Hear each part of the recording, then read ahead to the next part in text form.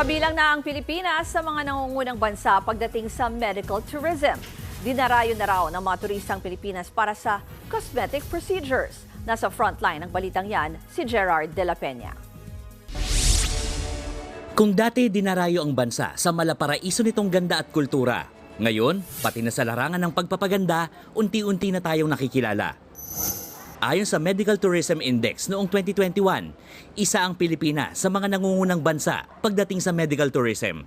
Nasa ika-24 tayong pwesto mula sa 46 na bansa sa mundo. Ibig sabihin, isa na ang aesthetic and cosmetic medicine sa mga dinarayo ng mga turista sa bansa. Isa yan sa mga ipinagmamalaki ni Senator Win Gatchalian sa nagdaang Philippine Academy of Aesthetic and Age Management Medicine Incorporated o PAAMI 12th Annual Convention na ginanap sa Shangri-La BGC nitong buwan.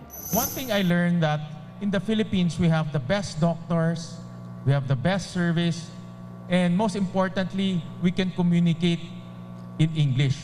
So if we have guests coming in from abroad, whether from Thailand or from other parts of the world, instantly when they land, they can communicate and they can be treated without any language barrier.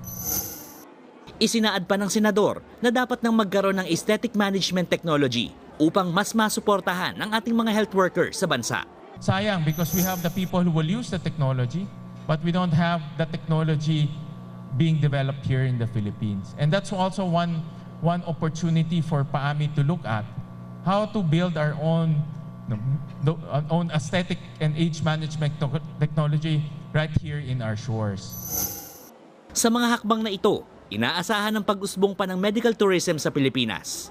Nagbabalita mula sa frontline, Gerard de la Peña, News 5. Mga kapatid, Jess De Los Santos po, huwag magpahuli sa mga umaaksyong balita at napapanahong issue sa bansa. Para sa mas malawak na balitaan, mag-subscribe at mag-follow sa social media pages ng News 5.